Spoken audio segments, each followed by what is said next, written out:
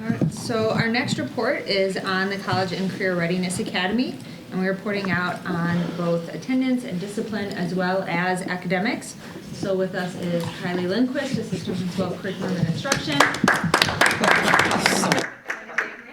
Assistant Principal. I just don't want you to feel left out, Dave. 13 of board book. And then Kylie, you have in here later a first read on textbooks. I do. Is the board okay if Kylie just stays up here and does that as well? Sure. After this one, so that Can we we, also answer the questions on the student handbook? we can. Oh, please. Yeah, let's knock out everything that falls under these two if we can. Good idea. Because I don't think anything's voted tonight, or is the handbook The a vote? handbook. The handbook. Second All right, read. we'll save that for the end. Okay. So as you know, the College and Career Readiness Academy is something that's new for us this year. It's an initiative that we began that sort of grew out of our examination of our intervention courses, and it is designed to reach those incoming freshmen who are below benchmark, specifically in reading, but also in mathematics. And so that's where the academy model came to be. We're talking about 72 students in our freshman class.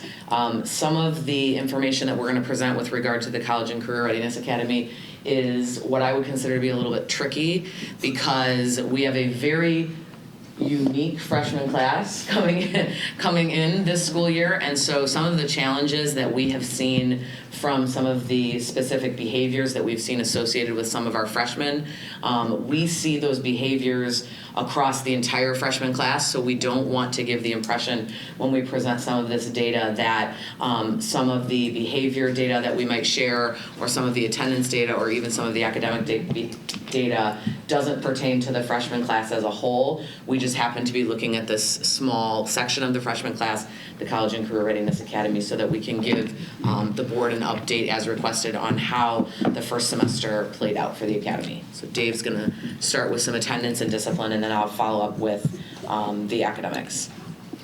So my report's going to follow up on our attendance 88 for first semester for these students, as well as tardies and that discipline referrals related to course grade data and attendance for first semester. So attendance, overall 88, first quarter we had 42 days.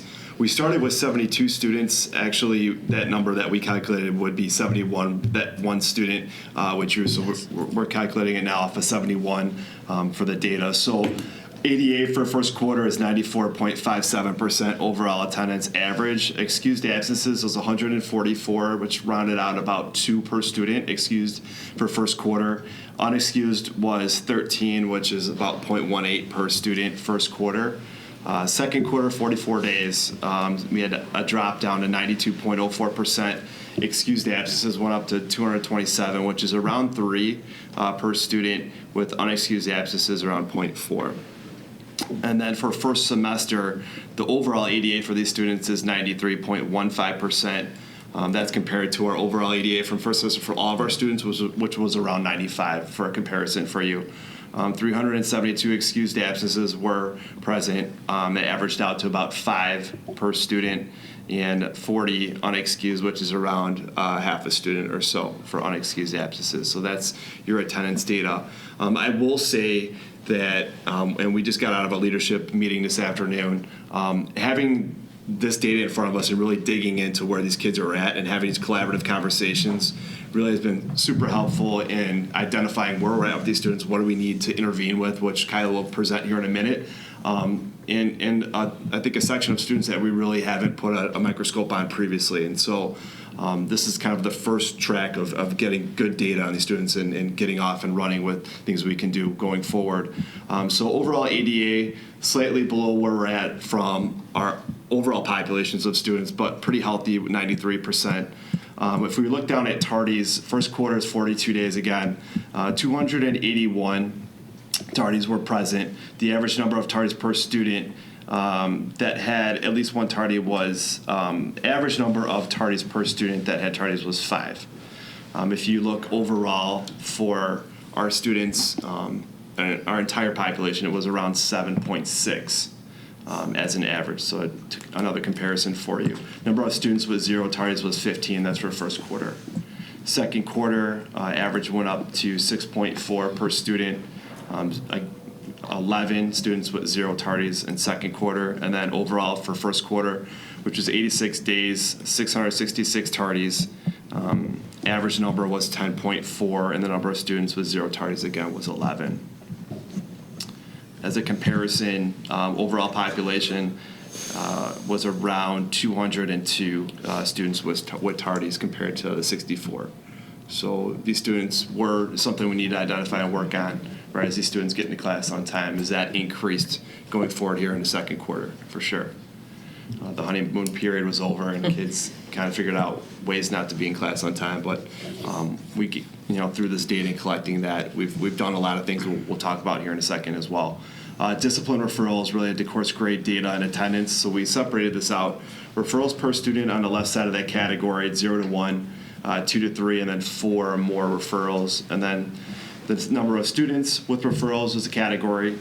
The grade number of students with Fs in that subcategory based on those referrals, and then overall attendance based on those categories and referrals was a nice way to kind of slice this data up. So if you look at referrals per student 0 to 1, you had 55 students first quarter and 45 second quarter. Their grades there with Fs was 2 in that subgroup, and then second quarter was 6. A total of 6 students had an F. Correct. In one of the classes. Out of the 45. Out of those 55, 55 in that first quarter. And 45 in the second quarter. Correct. And we'll get to overall composite grade distribution. So attendance is a big correlation with grade and performance, and so you see that 0 to 1, 2 to 3, those attendance ADA averages are pretty good. And so we saw 2 and 6 for Fs, course failures there. If you go into 2 to 3 students with a referral, that referrals 2 or more per student, you looked at 3 there for first quarter and 11 second quarter, number of students with 2 or 3 referrals. 0 first quarter failures and 2 students with failures in that category. Their attendance was up 97% and 95% in that category with students with 2 or 3 referrals. And then the last category is 4 or more. You're looking at 13 students with referrals, 15 students second quarter, 9 course failures, 11 course failures second quarter, and that ADA significantly dropped down to 91% and 86%. So these are the students that we need to get a hold of most and intervene the most with. And again, it's Kristen and I keep saying this when we talk to the Leadership Council, when we talk about the Academy, and when we look at presenting this report, and we say, isn't it perfect that the year we decided to put a new initiative in was literally the most, like, all of us just scratching our heads, like, what has happened? We have a freshman class who we have larger numbers than we have in the past who they just don't do school. And so, that's something that we talk about in our academy meetings a lot as our common plan meetings on Thursdays is we are finding ourselves with all of our freshmen having to talk through what does it look like to do homework? What does it look like to be present and engaged in a classroom? What does it look like to show up every single day to class every period with an assignment notebook, with your Chromebook?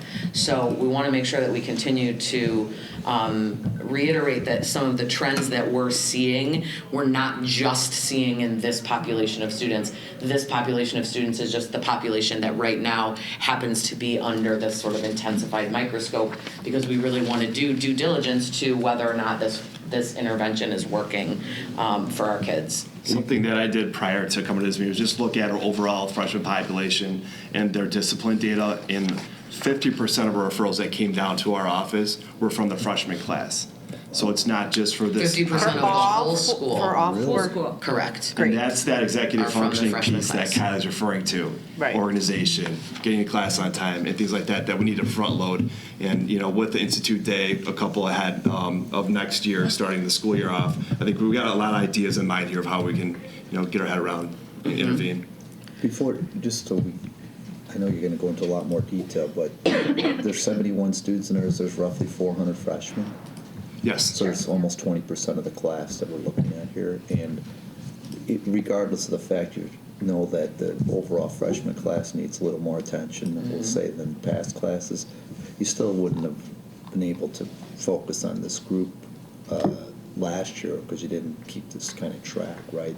So it is helping you Yes. look Absolutely. at the Absolutely, ones where yes. and the most need, Yes. even though it appears the whole class has some need. Yes. Okay. Because of course, this population is going to represent for in a lot of ways, that most intensive need. Absolutely. Okay, thank you. So when you go to are you Page good? 2, core class. When you go to page 2, one of the things that I included in terms of academic data for this cohort of students, I wanted to take a look at in our core subjects, English, Math, and Science, because students are all taking those in the academy in some fashion, just where the grade distribution falls, so that you can take a look in the blue and see where we were distributing our grades in English, in yellow where our grades were distributing in Math, and where our grades were distributing in Science. You will notice at the bottom where the total students column are that there are 3 different numbers. Only one of them is 71.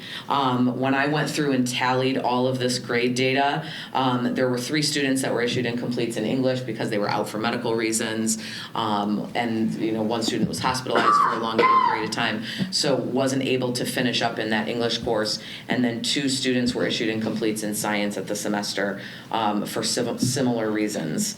So that's why those numbers at the bottom don't all look like 71.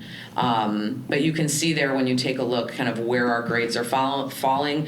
When we met as a team and when we talk through our academic data as a team, we see the fact that we have very, very few students failing as something that's positive, that we're moving in the right direction, that while it may be a little bit longer than we would like and it's taking a little bit more effort in some places than we might have thought that it would, we are trying to move students in the right direction and work on those behaviors that will lead to their academic success. Beyond... Can you tell us 2 things? One is, my recollection is you also enrolled the students in maybe a remedial class for this group, or each of these subjects, right? So many of the students have some form of reading. So they may have extended reading, or they may be in a regular reading class in addition to their English. Yeah, that's their intervention course on the English side. And then students are enrolled in a variety of interventions on the Math side. There are some students in the academy that are in just a regular algebra class, potentially with some algebra academic support. And then we also have some students that are in the extended algebra class as well. And one other thing, And pre-algebra. the math seems like there's a lot Bigger of need. lower end grades, but is the distribution of English and Science that much different than like an average class? I would say the distribution, having looked at when we've done our articulation with the feeders, I would say that English and Science aren't hugely different than our standard They aren't. grade distribution. There may be fewer A's. I feel Right. like that would be the area that's a little lighter from when I'm looking at overall grade distribution. But yes, the Math one, you definitely, one of the reasons why Math was always terrifying for me is Math is black or white. There's no gray area in Math. So students who have been living in gray area for a while, I think it's not a surprise necessarily to see that kind of spread in Math. Right. Can I just ask, what's about the average class size in these Depends on what class you are talking about. English class sizes, the English Academy class sizes are relatively small. I would say, Kristen, jump in, low 20s. I'd say like Math, the extended math classes are bigger than that. They're, some Patty Young's classes are at 27. So there's a higher concentration of students in those extended math courses. The reading courses, that intervention course is relatively low, and that's something we were very cognizant of when we looked at the extended reading versus the regular reading, kind of give some more places for those students to filter out. So I would say those class sizes, a couple of them maybe in the high teens, low 20s. So the biggest courses in the academy, your science courses are I would say in mid 20s, but I would say your biggest courses are in your extended math. Thank you. Extended math has both a regular ed and a special ed teacher. Correct, it Oh, does. so there's two. And a lot of our transfer students came in and Pushed into those classes. extended algebra. We often find that when we have freshmen that transfer in after the start of the school year, that they do end up in those extended classes. Thank you. Thank you. Absolutely. The second piece under the grade distribution is some reading inventory data, and it's a challenge in terms of giving a snapshot of an overview of the first semester in terms of academic data, because MAP is something that we test in the fall and then we test again in the spring. And so with our intervention courses, we often do test MAP in the December testing window. If any of you used MAP this year in your schools, it was an absolute disaster. Nightmare. And so after about 7 days instructionally of trying to get these kids who are resistant anyway to an assessment to take their MAP, finally we had to call it, and we had to say it's best for the students if we move on with our instruction. So it was a little challenging because of that craziness with MAP this year. But something that we check kind of early and often is Lexile scores, and so Lexile represents a reading comprehension level, and I tried to give you some information there in my descriptor to kind of help you understand what Lexile is and what it measures, because it's something that I think is easy to wrap your mind around. Before we even go into the blue and yellow charts, when I was looking for the best way to capture what Lexile is, I thought it was, as an English teacher myself in one lifetime, I thought it was really important to include some books that probably every person who is sitting here looking at this would understand and know that The Cat in the Hat was written at a 260 Lexile level. And that is going to mean something to you when you look at the Lexile levels of our students in our academy later on. The idea that Charlotte's Web is at a 680, and then when we're talking about something like the Declaration of Independence, which we know with the redesign of the SAT, we're talking about more primary documents that are founding documents, that's a 1480. So that is something that potentially a student could see on an SAT and have to grapple with that kind of language. So I thought that the Lexile context would be helpful for you to kind of see a true picture of the students we're talking about. When you look at the two charts below, this was again just some additional clarifying information to help you really wrap your minds around Lexile. And I highlighted at the bottoms the 9th through 12th grade level. The blue chart is typical Lexile reader measures by grade, so it represents actual readers in the metametric study that helped create the Lexile form of measurement, and it is looking at the range of actual students that were researched, for example, in 9th grade, what the range was from the 25th percentile of those students to the 75th. So you can see where they go. It's a mid-year range, and that is why there was a question submitted about why that 11th and 12th grade in the blue chart, the low level is 1130, which is something that's lower than the high part of 9th grade, and it's because we're talking about a representation of students in a scaled manner. So the low range are the students in that grade in the study that were at the 25th percentile. That's not college readiness. That's just the range where they were typically seeing readers within one grade level. The yellow chart then... Hold on, it was actually the other, that was the high end. I asked a question about why is it lower than 9 and 10? It says it's 1140. That's 1440. I'm sorry. Okay. That's a typo. I'm very All right. sorry. That was the one I was... I'm that didn't very make sorry. sense. That's a typo. Oh, yeah, that's okay. It happens. Thank you. In that yellow chart, the reason I included the yellow chart is to show the difference between, to say that readers are at a range of levels in certain grades is one thing. What typically translates to college readiness in those levels is something different. So the 9th to the 12th grade levels that are in yellow are typically the range of readers who are in those grade levels at college readiness benchmarks. So those represent students at those Lexile levels are the ones who are considered college ready. So if we look on the second page, we have Right now. 45. Where are you counting, Dr. Skinka? He's on the next page. You're on the Second where the page. 53, that next chart? It's 701 through to 950. Yes, he's on the next page. Mm-hmm. Those students are, The yellow? yeah. Yes. That's where they're at now. That's where they should have been around 4th through 6th grade. Yes. And 25 students that came in. Lower. The lower Yeah. Right, so the elementary. equivalent of All right, like the Charlotte's Web. lower Yes. elementary Yes. level. So if I skip back up, the first thing, the good news, the thing that I really wanted to share, and that I know that my reading team and the whole CCA would really want me to share, is that 53 of those 71 students increased their Lexile level in some manner from August to November. So you can see there the breakdown of how many points they increased. The average Lexile level of the students who increased was around 102, which is about a half of an that's- instructional year. And that's from August to awesome November. because That's we awesome. know that these kids have been lagging behind, Yes. and any child who is not reading on grade level by 3rd grade is behind. is behind Yes. and will continue to be behind. Yes. And so you've actually made appropriate growth, and it's probably the biggest measure of growth they've made since the 1st or 2nd grade. Yes, yes. So very encouraging. I mean, when you really look at this in a short amount of time. right? When I was thinking about this and digesting all this, like you've actually taken on a task that most experts would say is insurmountable and not doable, right?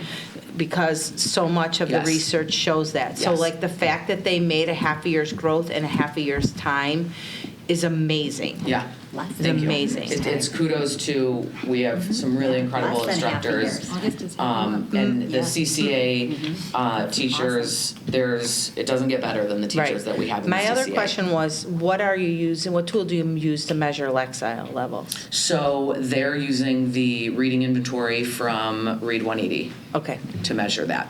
okay. So Kylie, just on Ramona's question, Mhm. with that incredible growth, how will you then sustain it so that they don't lose what they've gained? That's $1 million question. We are really, when it comes to reading, we have the luxury, because it's reading, and I don't want this to sound, it's an easy charge to take up, and I don't mean it to sound that way, but there can be a lot of people pulling on a reading rope.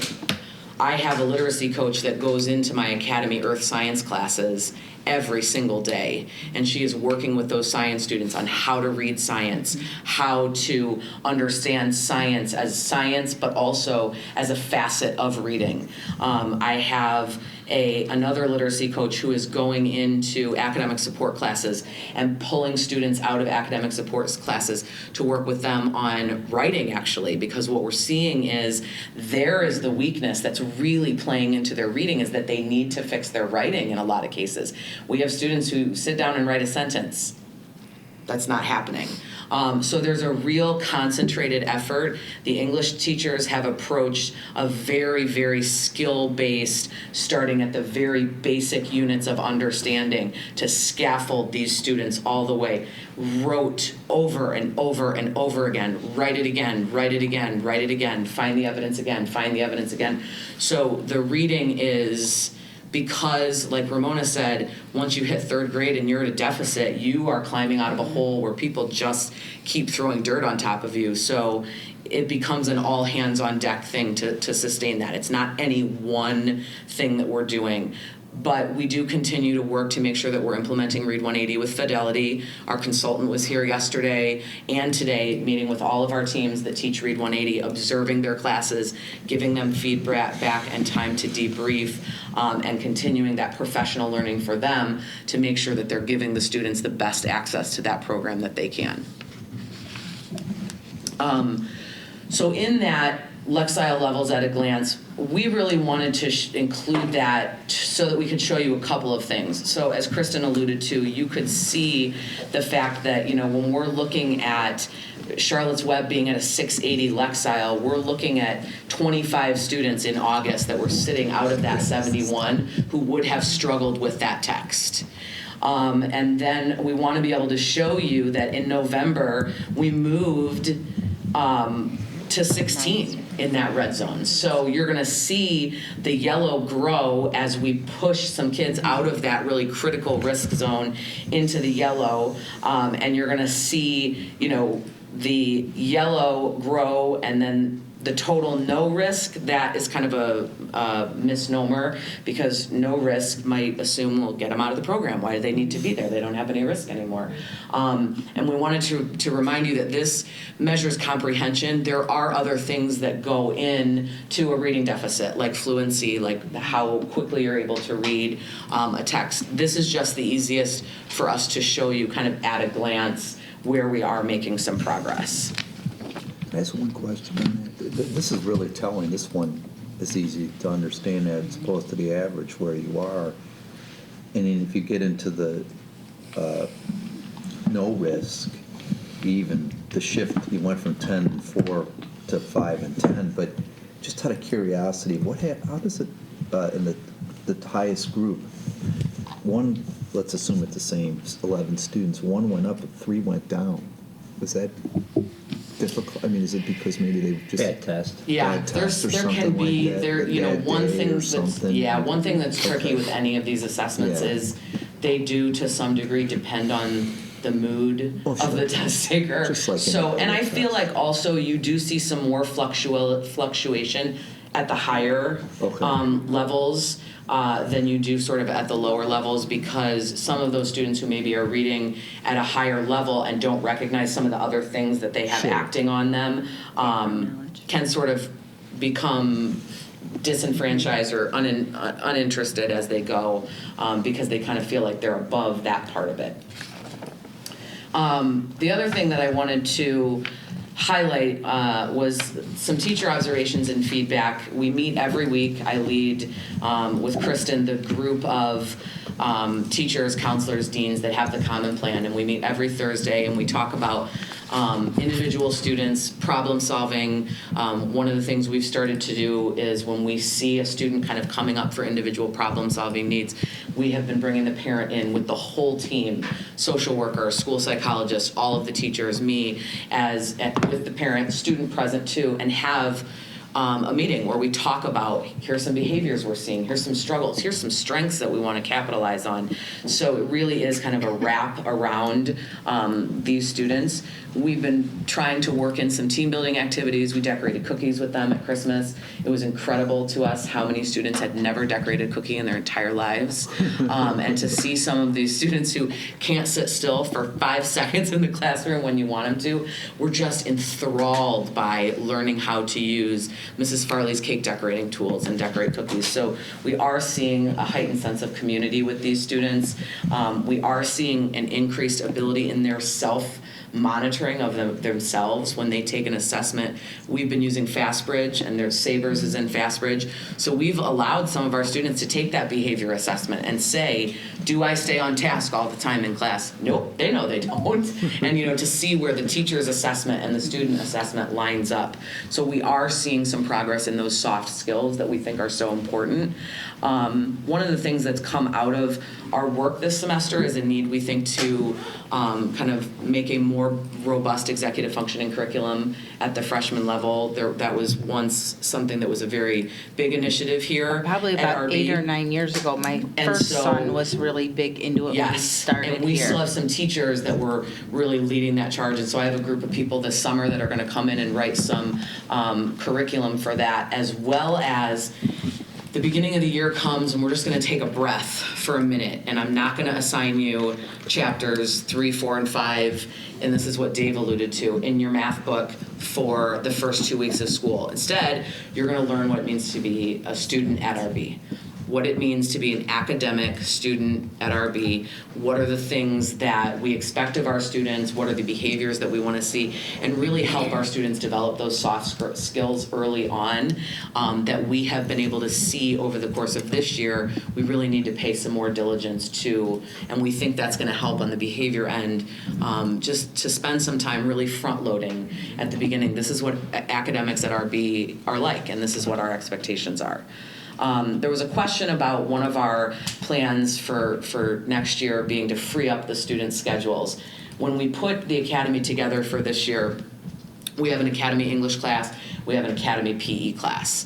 And one of the things that we started noticing really early on, I think, with our freshman population in general, is the more some of these students were together, the more some of their conflicts could come out, and the more they started seeing this behavior that I'm going to try to model now, because I like the attention that he's getting for that behavior, so I'm going to try it and see what happens.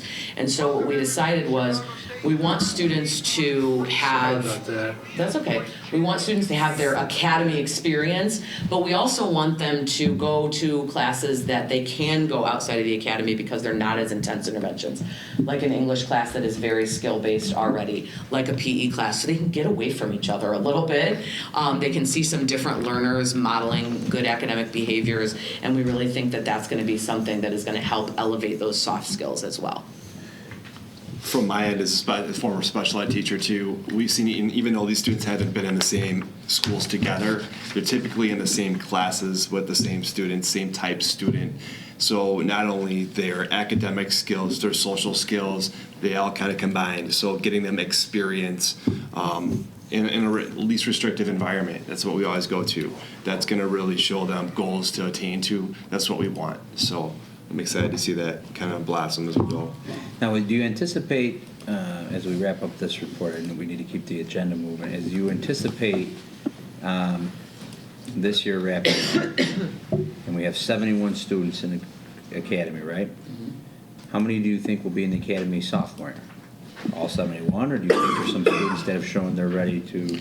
No, we are going down to one section of sophomore reading next year. So we have we have 2 extended readings right now and 2 regular readings, and we're going down to 1 extended reading, or 1 reading for the sophomore year. So those students that are still experiencing some pretty severe deficits in reading are going to continue on and have another reading support that sophomore year.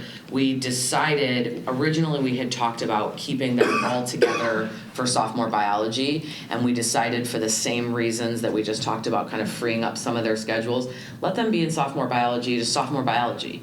And the literacy supports will be there. We still have a literacy coach who's dedicated science.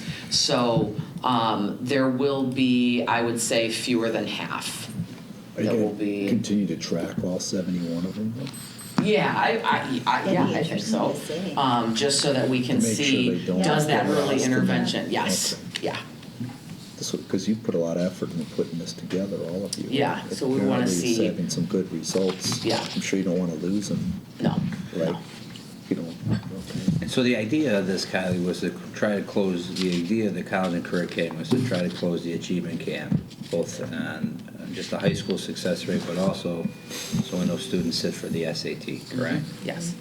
And so, as we talk about staffing tonight and continue to monitor the finances going forward, these are resources that you would say, as our principal of curriculum instruction, these are essential, Yes. correct? Yes. We Yeah. won't be able to increase our scores if we don't invest in the interventions that we need to. Because as Ramona said, when a deficit happens as early as 3rd grade, and you are, for all intents and purposes, a lot of educators would tell you are fighting a battle you cannot win if you've started with a student whose deficit that early. So we have to continue to look for robust interventions that we can put in place. And if I'm being honest, not all of these students are going to get to what SAT would consider college readiness. Right. But one of the things that we consistently try to make a goal for us in the academy when we talk about our students is improving our students where they are, getting them to what is their best potential, and what I always told my students when I was in the classroom, giving them choices. What choices do I have when I leave high school? Whatever that is, but helping them to get as ready as we can get them while they're at RB, make up as many of those deficits as we can, so that when they leave here, they don't feel like they only have one option. Okay.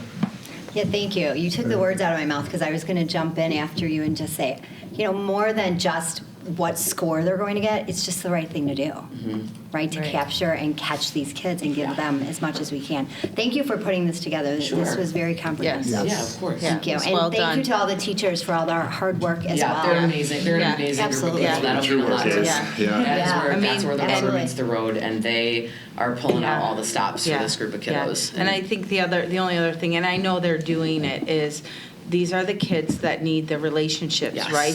They've been these are the kids that fell through the cracks in Yes. elementary school. Yes. And they need the relationship building. Yes. And that's probably the biggest part of what that core group that's working with them You is doing, nailed it. right? Yep. And hopefully that those things continue, and some of those outside influences that they have will be less, and Yes. and you will And the be positive. greater, Yes. and they will want to come Yeah. to school I more. had to reprint a right? report today because one of them was in my office eating her chicken soup on my folders, and she spilled it all over. They are everywhere. We are bringing them in. Yes, you nailed it right there. It's the relationship piece, and again, that's kudos to the teachers that are building these relationships with our kids in this academy.